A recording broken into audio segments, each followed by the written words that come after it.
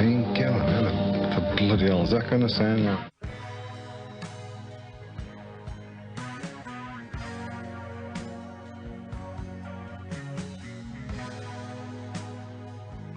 I made one record and did one tour. It lasted about a year, and it was the longest party I've ever been to. Look at this album.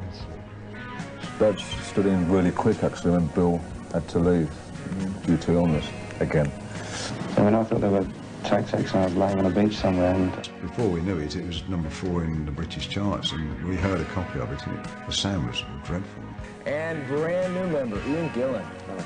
Good to have you all here in the studio tonight. Born Again. Fingers crossed for a remix one day. I think it would do well if it was. Has to be the worst album Black Sabbath ever did. A lot of good stuff on there.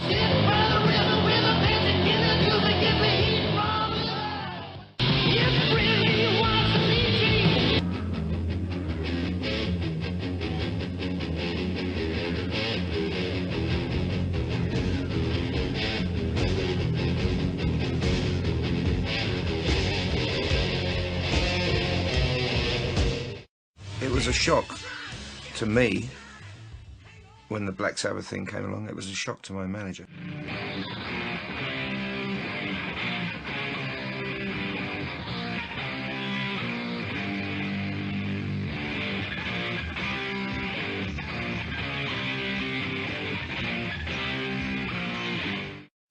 I'm still very proud of the music we made, but if I look at the albums that we made, I can see a formula to a certain extent. The first track on an album would always be a fast rock and roll number, and then it would go through. I mean, I was very pleased with the music. It was good, and I was not in any way ashamed of it, but I felt there was a time to add a new dimension to it, or to adopt a slightly different approach without losing our identity, but just naturally progressing. Otherwise we'd have faded away, and this is why and nobody really wanted to do that, so this is why we left.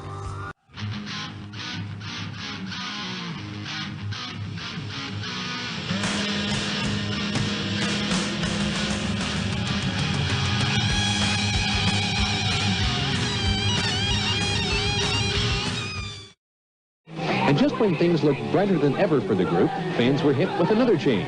Dio left Black Sabbath to be replaced by original Deep Purple lead singer Ian Gillan.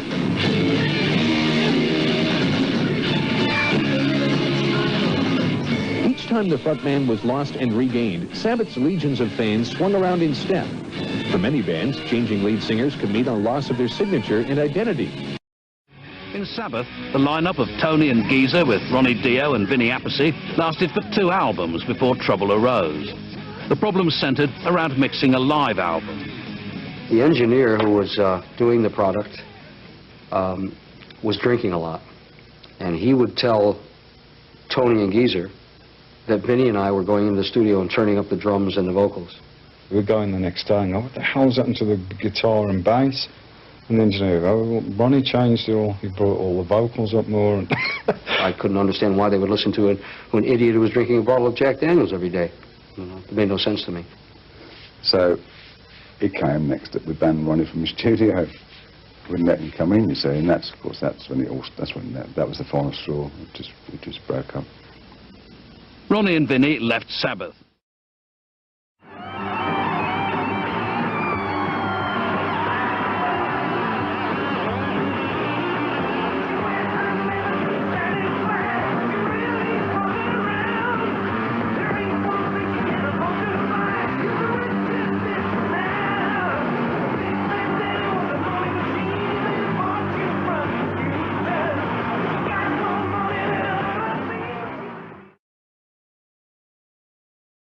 I mean, Ian's, you know, still is. He's a great friend, and I still speak to him a lot. I think he's a real good vocalist. It's certainly identifiable, his voice is.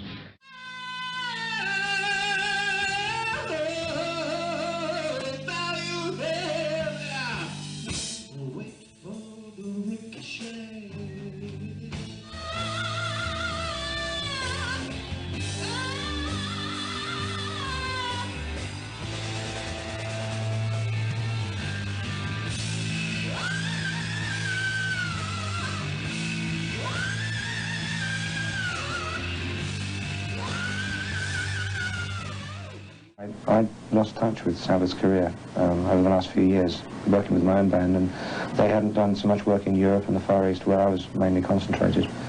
And I mean, I thought they were tax exiles laying on a beach somewhere. I got a phone call from Tony Iommi saying, you fancy a drink? Me and Tony just decided to scrap the name Sabbath and just form a band, not Black Sabbath.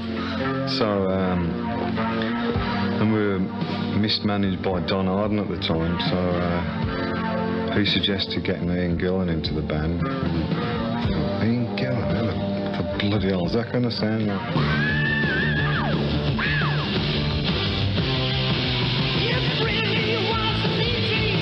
So we met halfway between where I lived and where he lived, and we went to the Bear in Oxford. I think we got there about lunchtime or whatever it was. And of course the chat went on to 5, 6, 7. Before you know it, we're all legless, absolutely rotten. Geezer Butler and I were under the table, as far as I remember.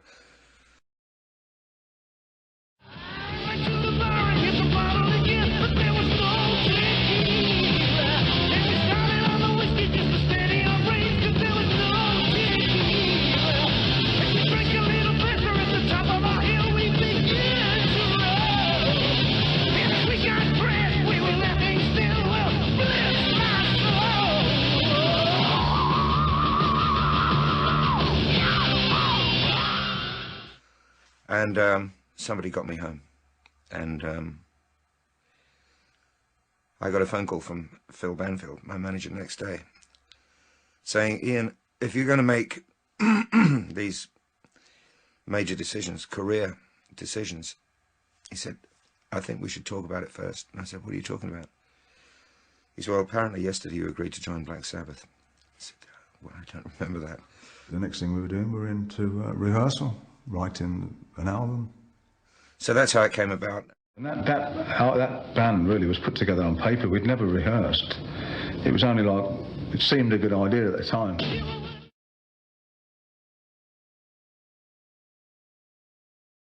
Phil was recovering from his alcoholism. At that time he'd started trying to get himself together, and he was he'd gone to AA and he was in detox. And we called him and said, come and, you know, do the drumming on this new album. And Bill said, I don't know whether I can handle it. You know, I've got to stay in detox until I'm well enough. So I said, oh, come on, you'll be all right. I had just enough energy to go to England and go to Oxford and record at the Manor Studios the album Born Again. Ian wouldn't wear leather like the other guys, so he went and got a blanket and cut a hole in it and put it over his head, and that was his outfit. I was the worst thing a Black Sabbath ever had. It was totally incompatible with any music they'd ever done. I didn't wear leathers, I wasn't of that image. Yeah, in many ways, some people were surprised, but when you think about it, it really does make a lot of sense in that you obviously share the same background as Ian. Well, that's right, yeah. I mean, we were both from the same stable, and like with him with Purple and us with Sabbath, and we were both neck and neck, really, so it's great being able to team up now. They had a big press reception when they got together, and Ian already looked a bit uncomfortable and unsure of himself, even before he'd actually sung with the band, so it was a bit debatable whether he really was committed to Black Sabbath. The basic thing that I noticed as soon as I met Geezer and Tony was the fact that they still had a lot of hunger. And I think the identity, or the image of Sabbath hasn't changed that much, even though they went from Ozzy to Ronnie. I mean, it's the power of the band, the identity, the image was still there. The newly formed Sabbath, dubbed Deep Sabbath by some, settled into Richard Branson's picturesque manor house in a quaint Oxfordshire village to make the album. But of course, Black Sabbath don't do quaint. Well, there were quite a few things that happened during that time, including the night racing, the canal trips, the explosions, lots of explosions. We had a good pyrotechnics guy, Andy, who was, I don't know how he ever got licensed, but It was pretty incredible. When we first got together, he says, of course I won't be sleeping in the house. I went, oh right. He said, I should be in a tent outside. And we thought, oh yeah. Thought he was kidding, you know. And I drive up to the studio this first day, Richard Branson's house. And there's this huge marquee outside. Bloody hell, he's serious. Geezer Butler, Bill Ward and Tony decided to welcome Ian to the band with a gentle wake-up call very early one morning. We used to use all this explosions on stage. So we had all this stuff with us, so we put it all round his tent one night. Buried it in the ground and put it all round. And we'd have obviously put too much stuff in. Bang, it went, and his tent went, whew. And not only that, all the concussion went through the lake, and all Richard Branson's prize fish come floating to the top. And there's Ian, of course, lying in his camp bed. And we woke him up all right, yeah. But of course Ian had served his time with professional pranksters like Richie Blackmore and John McCoy and was quick to take his revenge. 1 or 2 trout found their way from the lake into Bill Ward's wardrobe and remained there for a week or so, which is another good reason for camping outside.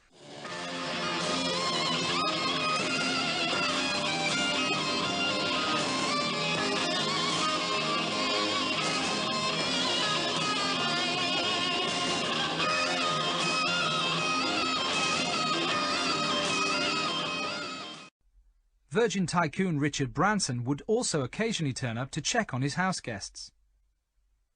Ian and Richard got on very well, and I think Richard probably had a few glasses of wine with Ian and they went out to play. Running around the manor throwing snooker balls at the windows, breaking them, and I'm staying there thinking, you own this place. Hold on a minute.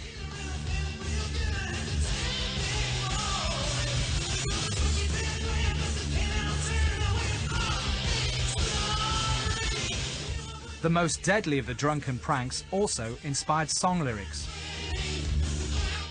We bought 4 cars for the band at the time that we could use on a tour and running around, you know. And the tour manager, the road manager, had bought us each a Ford Granada. Brand new cars. I came back from the pub one night pretty loaded. Richard Branson had built a go-kart track, which was big enough to race a car on, but not big enough to overtake, so we decided one night we were going to do time trials. So I had my crash helmet and I decided I was going to go first. Pete Resty, Tony's roadie, was there, Ian the gardener, a couple of the girls from the manor, as is contained in the lyrics.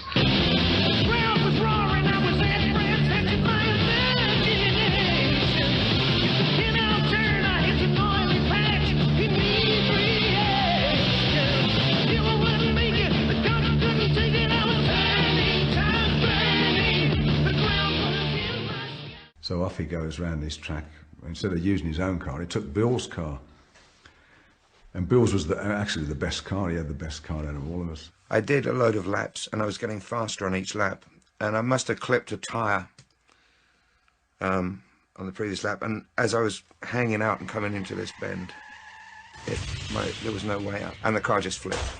It just lifted the car up, and I rolled it like 3 or 4 times. And after flipping a couple of times, it was on its roof and it was spinning round and going along the track like that. He almost killed himself, actually. If he'd have gone a bit further, he'd have gone into the pond, which was in the middle. Are you all right? Yes, I'm fine. I was just getting out of this seatbelt, which is very difficult. The window was open and somebody said, oh, thank God you're all right, and reached for a cigarette. And everyone screamed, no, no, no, because the fuel tank was ruptured and there was petrol everywhere, so had he lit a cigarette, that would have been fun too. And I left a notice on there's a chalkboard for messages because we didn't see much of each other. And I said to Paul, the tour manager, Paul Clark, I said, oh, the car's down on the go-kart track and the keys are in it, you know. I didn't mention the fact it was upside down and trashed. Ian wrote Trash the next day, and it's seen by many as the standout track on the album. And the next morning I went in and I heard this track that I'd never heard before, this sort of really raunchy sort of up-tempo grinding rock thing. And that was it. I just wrote the words there and then and sang it that day.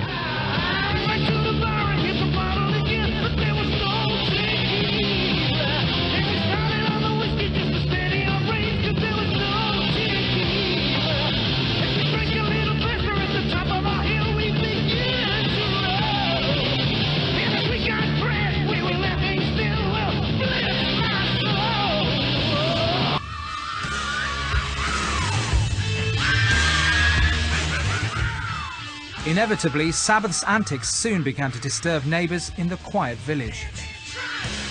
The studio was a church, and so you can imagine what happened. Suddenly looking through the control room, there was a priest there, a vicar. They got a petition together and brought it round complaining about the noise we were making, you know. And he said, I wondered if we could come to some arrangement. We have choir practice on Tuesdays and Thursdays, and we can't pitch properly because we're hearing your very lovely music. Of course, we'll shut the door, and we won't play anything loud while you're having your choir practice. So then Ian wrote the lyrics to a song called Disturbing the Priest, you know. For which Black Sabbath got run out of town in Mexico some years later, because the local clergy took it as absolute irrefutable evidence that they were in fact devil worshippers. And I got a phone call from Al Dutton in the hotel saying, gotta go, we're being escorted to the airport. And I can see the crowd marching down the street. Music's there to be enjoyed, and we don't really want political or pseudo-religious zealots getting involved and getting aggressive over the whole thing. I think in terms of contemporary music, we've got legitimate statements to make the same as everyone else.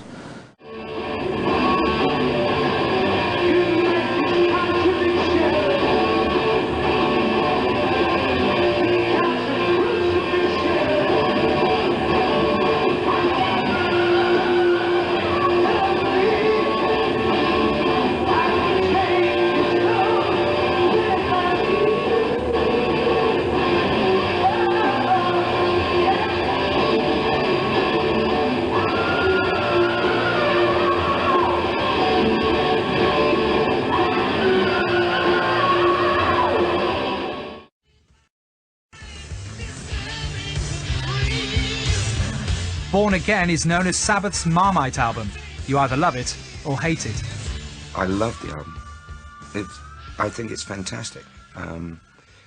What I didn't like was the way it changed from what I was hearing on the monitors. Before we knew it, it was #4 in the British charts, and we heard a copy of it, and the sound was dreadful, you know.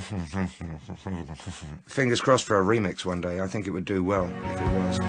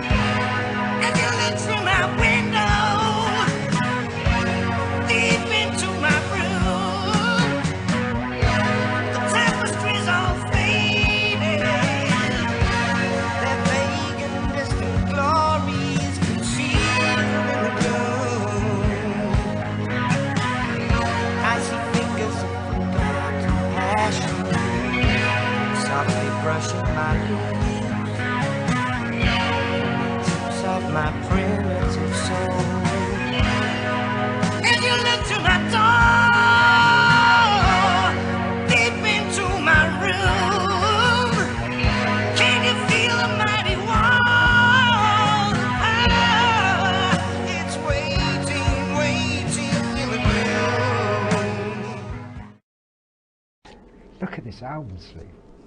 Look at this magnificent album sleeve. But this is an album sleeve that I didn't want to do. I was doing Aussie album sleeves, right? And this was a political stance by Don Arden to get people that were working for Sharon into his camp. So I was asked to design this sleeve, and it was like, what's the worst idea? What's it called? Born Again.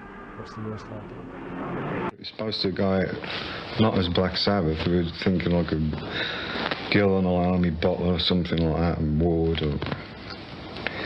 And then right at the last minute, the record company says, you've got to put it out as a Sabbath album. And there's the contract. You contracted to do it. And I just didn't want any part of it. I mean, we had to go along with the record company. And then his voice is way too subtle to go with the bludgeoning kind of chunky metal stuff that Sabbath do. It doesn't make sense. Born Again, released in September 1983, was an incredibly heavy album, but the combination of Gillan's lyrics and vocals sat uncomfortably alongside Iommi's dark and ominous riffs. Born Again has to be the worst album Black Sabbath ever did, including the cover. I mean, come on.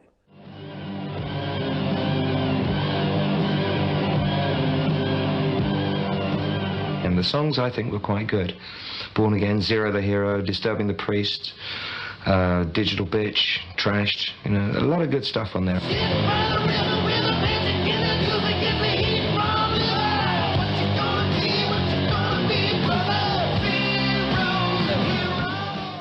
I'll be honest with you, we were touring Europe in '83, and we got a cassette of the album, and we heard this song called Zero the Hero, and the driver's side window went down, the eject button got hit, and the tape went out the window and went, what is this shit? Terrible record. Disturbing the Priest and Zero the Hero are okay, quite decent. The rest of it is a mess. It sounds like Ian Gillan and Black Sabbath not getting on. They didn't quite know what they wanted to do. It was a bit unfair to bring Ian into Black Sabbath and expect him to, especially after being with such a name band as Purple for so many years and being sort of the main front character of Deep Purple, to bring him into Black Sabbath and expect him to sort of sing all Black Sabbath stuff to how we were used to it. A very difficult job, and particularly for somebody like him, of say coming from Purple. And it just didn't quite work.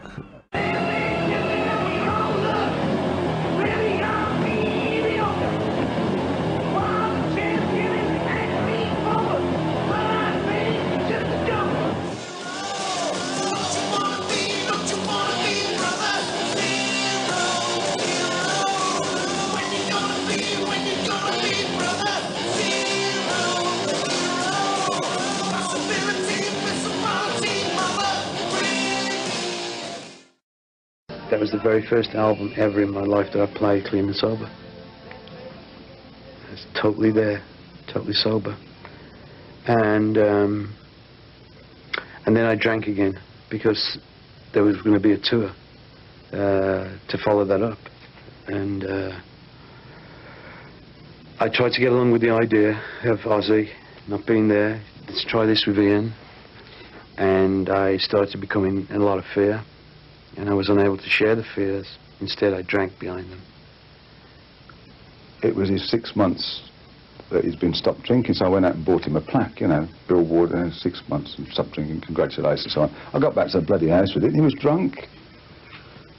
And I couldn't believe it. I went, oh, no. I mean, there's no way he would have handled, say, for instance, this last tour we've just done of Europe, because you can't very well go to reception parties and stuff, and everybody's drinking, and you're a recovering alcoholic, and everybody's drinking around you, and you're standing there going, oh, what do I do? And I came back to America and basically lived on the streets. And until I became so ill again that I was ready to go into a hospital and try and get well. And that was, I went back into the hospital in January the 2nd, I believe it was, or the 3rd, 1984. And I haven't had a drink or a drug since. Part of the Born Again concept is that you now have Bev Bevan in the band of ELO fame, but he's not on the record. Bill Ward is on the record. Yeah. And first of all, when he first came with us, he says, well, as long as I don't have to do any drum solos, he says, because I don't like drum solos. And we says, okay, fine. And people would think of Bev as being, well, no, it's a total change to Sabbath. But in actual fact, Bev's a very, very, very powerful drummer, extremely powerful. Bev stood in really quick, actually, when Bill had to leave due to illness again. Yeah. And Bev's been doing the tour with us, and he'll be, I think, a member of the band now, will he? Well, his loan from ELO is becoming more and more permanent, and I think we'd all like him to stay. You guys are buddies, aren't you? Yeah. Well, I can't stand Bev personally. But well, at least on stage. No, he's great. He's great. Fits in great. He's also going potty now because he's got a chance to really play loud, you know. I think over the last few years he's been fairly constrained in what he's been able to do. Yeah. And like all drummers like going berserk, you know, so he's loving it. Black Sabbath is back together and back on tour, but with a brand new lineup. Tony Iommi, you were with the original group. Why don't you introduce everybody? Okay, Ian Gillan. Good morning. Good evening. Good day. Bev Bevan, Geezer Butler, and me, Tony Iommi. The band made plans for the stage show to take the LP on the road. And then we went on tour, the famous tour, which featured Stonehenge. We had a company called LSD do a stage set. We were going to do a big American tour. We were opening at the Maple Leaf Gardens. Somebody said, anyone got an idea of what we should do as a stage set? Geezer said, Stonehenge. And the bloke said, well, that's a great idea. How do you visualise it? And Geezer said, well, life-size, of course. So they produced a life-size Stonehenge in carbon fibre and whatever. When this thing first showed up, we go, bloody hell, this is it, you know. Where are we going to put this? We probably weren't going to be able to actually get these things up on most stages in the world. We have a couple of pictures of your stage set. We've been talking about the stage set, the Stonehenge set. Maybe we could flash these up on the screen. Well, this is the miniature set. With the little miniature dolls? No, that's the miniature Stonehenge, because what happened was that, in fact, the original Stonehenge that we built was bigger than the Stonehenge in Salisbury Plain. And it was great, but when we found how actually big it was, we set it all up on the first night and no one could see us. And we could get about a quarter of it on stage, and we're sort of edging between these huge monoliths and whatever.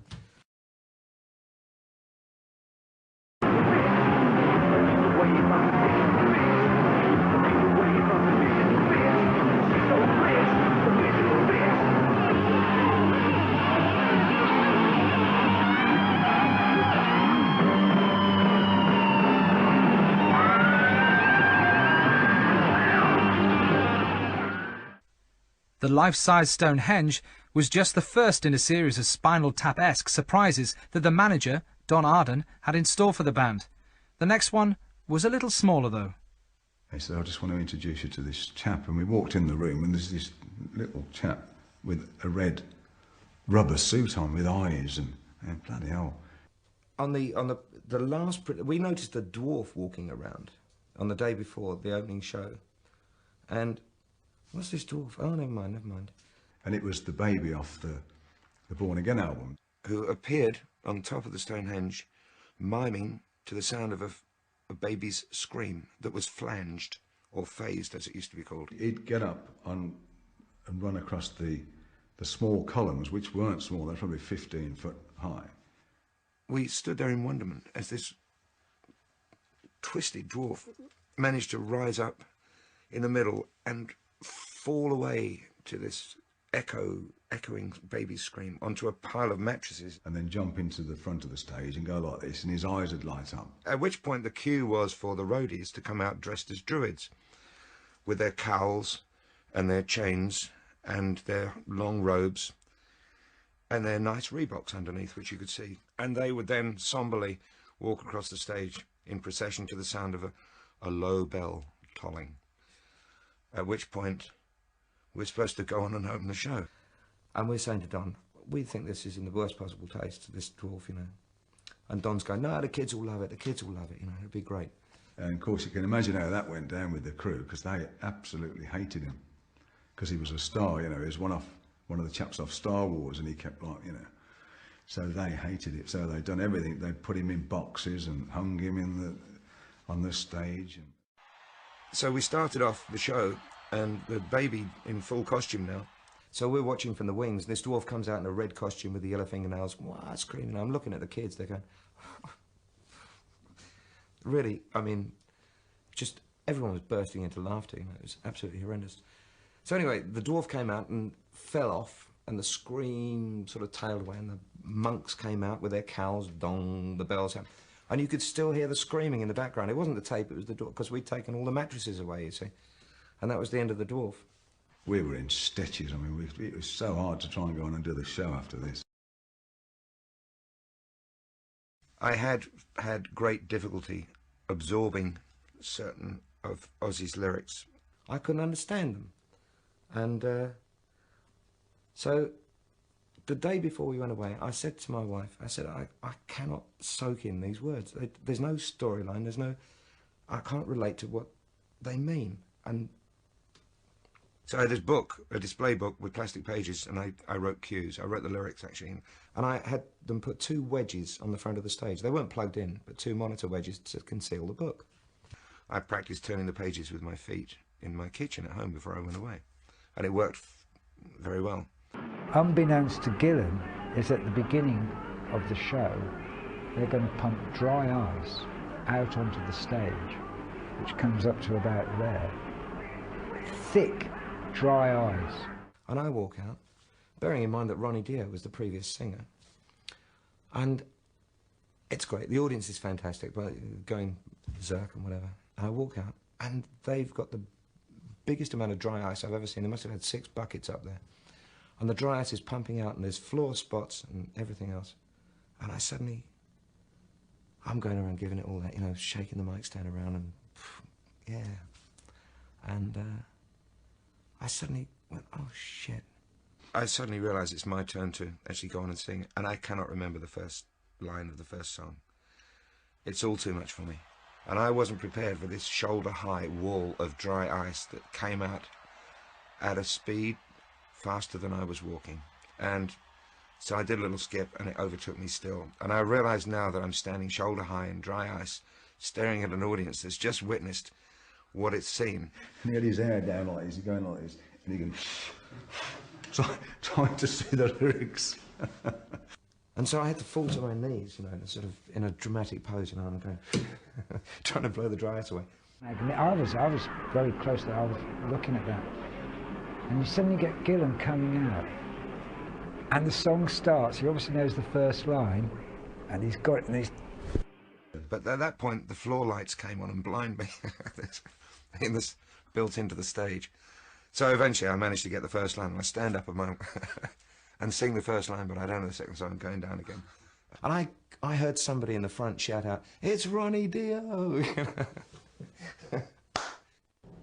The tour tested the loyalties of Sabbath fans, and the inclusion of Deep Purple's Smoke on the Water was a bit too much for most Sabbath fans to take.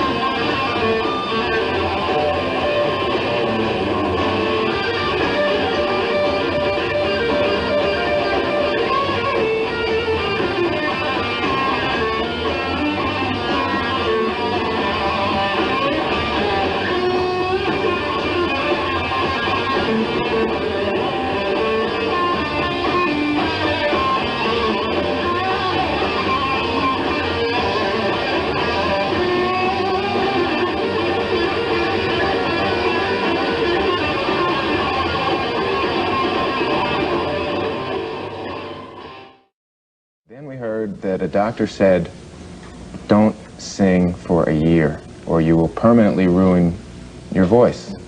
What's happened that now you can sing Black Sabbath That's material? a bit distorted, actually. Once or twice before I've had to take a break. I think every singer gets problems with nodes. All it is like blisters on your tonsils, you know, blisters on your vocal cords.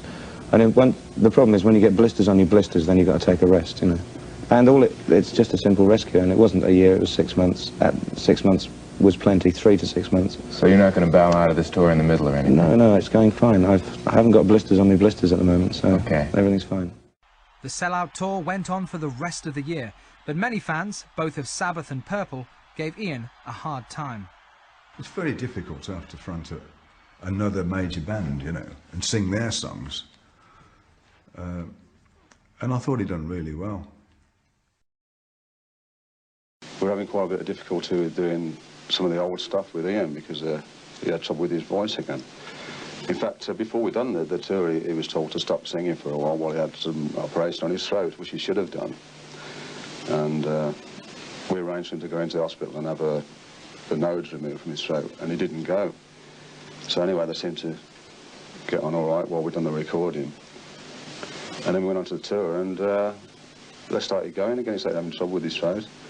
I mean, we got on great as people, you know. But I don't think it gelled properly like it should have done with the combination as we set up. Well, we found out Ian was already arranging to get the Purple back together anyway. Well, so he is, of course, now in Deep Purple with Richie Blackmore. They've reformed. Within a year, Gillan moved on to front the Deep Purple reunion. Well, after the Born Again disaster was over with, I just got totally disillusioned with the whole thing, and I left in, what was it, sometime in 1984 after the Born Again tour. I just had enough of it. People got involved that stirred it up a little bit, and anyway, Geezer went off and done his own thing. And I done mine.